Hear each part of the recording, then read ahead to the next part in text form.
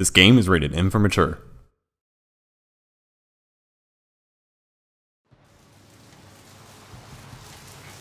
Hello everybody, hello Finnegan, it's T-Park here, and welcome back to more Let's Play Vampire the Masquerade Bloodlines. In the last episode, we were given the runaround by the Vorman sisters, going to go slash paintings, go to some diner that apparently Teresa's too busy to just walk across the street for to go and see her sister. And as we found it on the phone last episode, yes, the phone, it sounds like they're in kind of a dispute in the asylum. Sounds like a lethal dispute too, so we better go and try and break it up.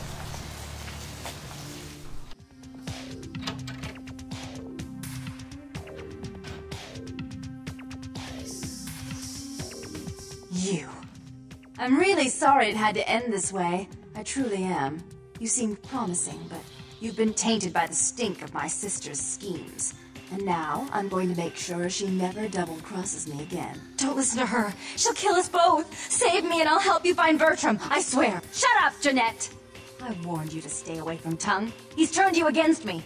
I always looked out for you, but you couldn't stand my success. You had to meddle, didn't you? I didn't want it to end like this, but you forced me! You never gave me any credit for anything, Therese. I was the one calling the shots. Bertram was dancing on my leash. How does it feel to know that I beat you? Why are you both fighting? Isn't it obvious? I'm about to rid the night of this deviant, backstabbing whore! Do you realize that despite her condition, she still fornicates with kind, no less? So despicable. So unclean! You're one to talk, dear sister. Or should I say daddy's little girl? Do you want to know just how depraved the Baron of Santa Monica can be? Shut up, Jeanette. You'd love the world to think you're a saint. When you thought I was asleep, I used to hear Father come in at night. I heard him whisper how much he loved you in your ear before he... Don't finish that sentence, or you're dead! Both of you stop. Don't you want to hear what happened? How she became the pillar of the community she is today? Shut up! Just shut up! Stop it, right now, both of you. Don't try and stop me. I've had to overlook her treachery, her seduction, relations with my enemies, and the consequences of it. But I won't endure her any longer. Endure me? Dear sister, you've done everything you could to smother me. You'd love to bury me in your closet, along with all your other skeletons. I'm the good girl. You're the wicked one. You've done nothing but plot against me, when I had our best interests at heart. And despite that, I've always covered up your mistakes. I've taken care of you. And this is how you repay me? Taken care of me. You've done nothing but keep me down, blame me for every mistake. Did you expect me to let you rule my life until the end of time? No, sister. You've had it coming since our last sunrise. Is that right, dear? If it wasn't for me, you would have never survived this long. Remember? They tried to separate us, but I refused. I chose this life, and brought you into it so that we could stay together. Obviously, you've forgotten. If both of you want to continue to exist, you're gonna have to live with each other. She's a control freak. People, things, emotions. If she can't control something, she gets rid of it. And you're a wild animal. You'll rub up against anything that'll take you in for the night. Then when you're stuffed and bored, you bite the hand that fed you. Both of you have been working against the other. Together, you'd be unstoppable power. I don't think that's possible. How could I ever think to trust her again? Trust me? Who could trust you after what happened with Father Dearest? Father loved me. I was a good girl. I always did what I was told. You always hated that he loved me. You disobeyed him. You brought men home when he wasn't there. You were an awful daughter to him. Well, that's all in the past. Forget about it. Father came home drunk one day and mistook me for Therese. Because I'd fallen asleep in her bed. Don't listen to her. She's lying. Therese walked in while he was there, and she saw me lying with him, and so she went to the closet and pulled out his hunting shotgun, loaded it with deer shot, and blew his mind out all over the silly clown wallpaper. That's a lie. Father killed himself because of Jeanette. She made him miserable. As I recall, he died with a smile on his face. No matter what happened, you two need each other to move on. Why? How will this time be any different? Well, for starters, you're both crazy. You're both in the same body. What? Her body was cold before she died. What an awful thought. Do you know the things she does with her body? How vile! Well, that's not gonna get us anywhere. Because I don't think you could live without the other. I'd be better off without her. Have you been paying attention? Oh, yes, Therese. Without me, you'd be free to remake this city in your own image. It'd be the first beachfront morgue. Then you should do it because of the power working together will get you. Therese doesn't like to share. Jeanette's irresponsible. She's undependable. A venture like mine requires class and distinction, which is something a pigtailed face-painting harlot does not lend very well. You do have a way with words, sister. You're right. I'm not in the same class, am I? I mean, murderers are so respectful these days. Therese, you need to let Jeanette have more responsibility. More responsibility? So that she can ruin every opportunity I give her? Of course. You're the only one who can secure zoning permits and shake hands. I'd never be able to keep up. And Jeanette, you need to stop sabotaging your sister's plans. But I only do it for attention and out of love. You do it because you're vindictive and jealous, and you deserve it. If you'll call a truce and run this place equally, there's no need to kill each other. If she would stop treating me like a child, if she would start behaving like a rational adult. You both must have gotten along at one time. Yes, there was a time. When I was a child, I didn't have many friends. I suppose Jeanette was the only one. We never did get to go out of the house much. Father wouldn't allow us. He said we'd get hurt, so we stayed inside and we imagined our own worlds. And we spent so much time there together, ruling over those places. Those were happier times, before we grew apart. You don't really want to kill each other, do you? I never did, no. I guess I don't. Jeanette, if I were to offer you equal control in Santa Monica, would you quit consorting with Tongue? I'll stop working against you with him. But since I've got him in my pocket already, there's no reason for me not to pay him a little visit once in a while, when he can be of use. That's not a bad plan. There's just one more thing.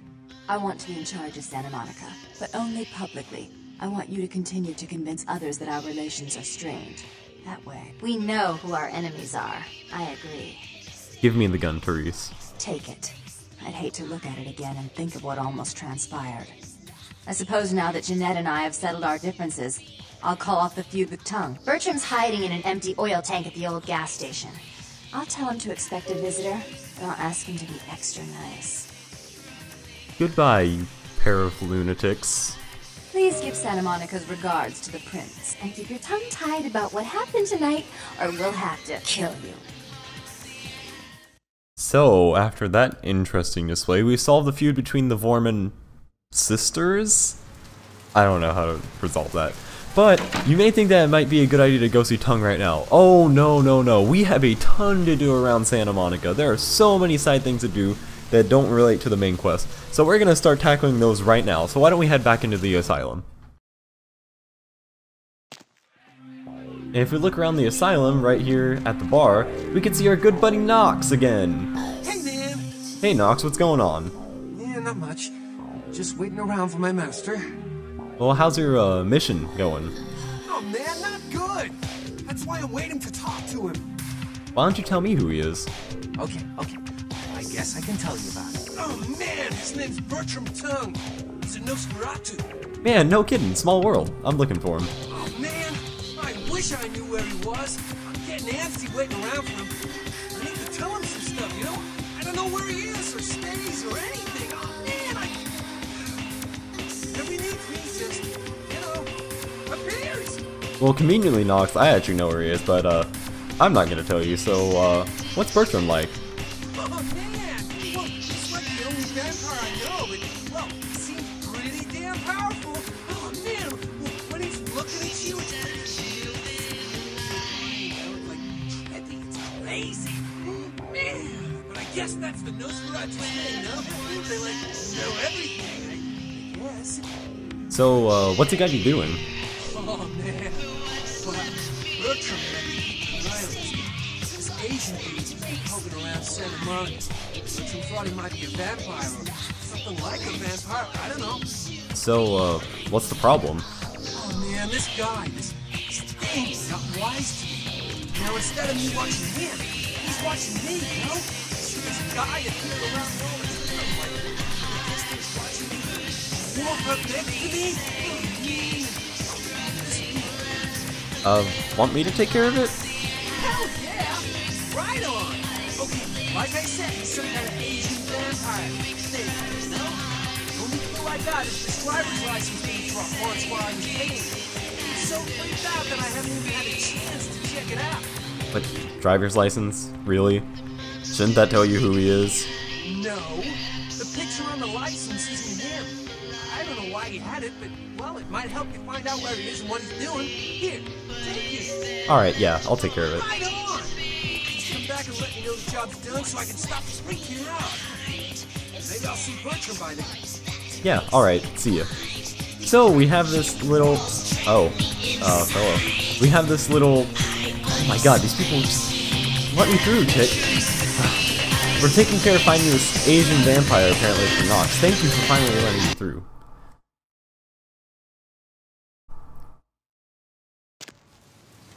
So while we're finding out about the whereabouts of one vampire, why don't we try looking for another? If we remember, E told us about the Surfside Diner where he was staying with Lily. Maybe the people in there will have some information on her.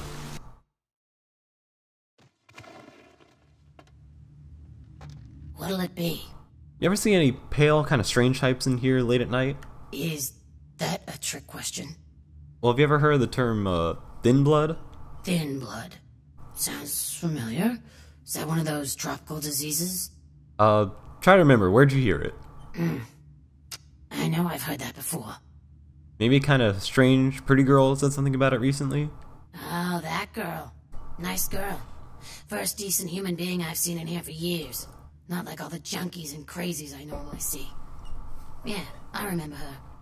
Yeah, weird. She left a tip, but she didn't order a thing. Yeah, she looked so hungry, too. Just sat there all night with a full glass of water in front of her, talking about this and that. She seemed lonely, a little scared, so I let her stay in the booth until we closed. She left some stuff here. You seem to know her.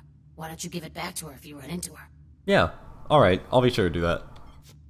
Alright, so now we have leads on two people we're supposed to be locating. This quote-unquote Asian vampire for Nox. We have this driver's license, who apparently belongs to Virgil Crumb, and we have a bail bond that was in Lily's purse for Rolf Toten. Well, I think that's all for this episode. Next episode, we'll try locating these people and see what more we can find out about this wonderful city of Santa Monica with these weird vampires running around. So, thank you all for watching, and see you guys then.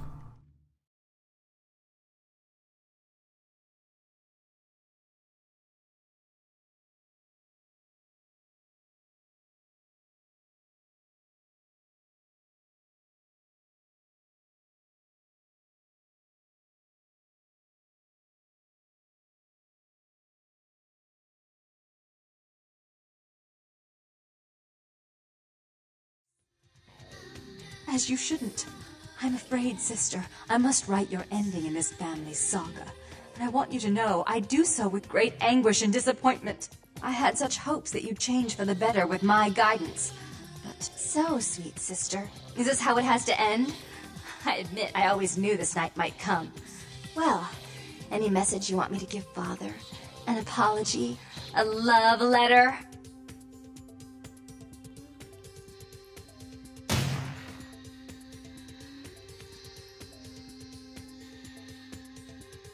Goodbye, sister. I had to do it. You do understand. It was her or me. Now that she's been dealt with, I no longer have to worry about Tongue. He's a minor threat without her. I'll call off the feud. Wait here.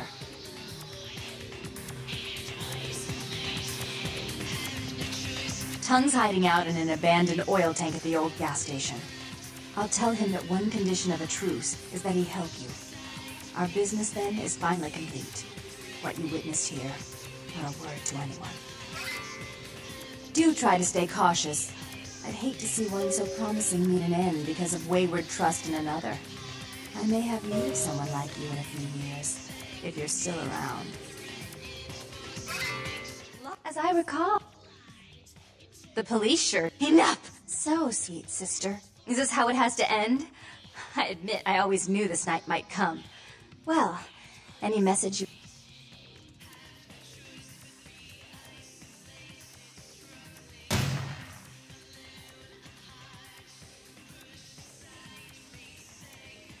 I killed her. I didn't want her to go. I only wanted her to change. You understand, don't you? Poor Therese. You wanted to find Bertram. He's at the old gas station in an empty oil tank.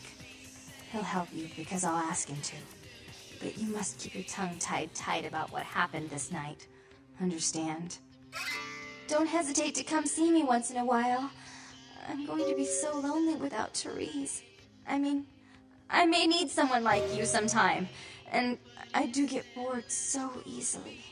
Maybe you could come by and cheer me up sometime.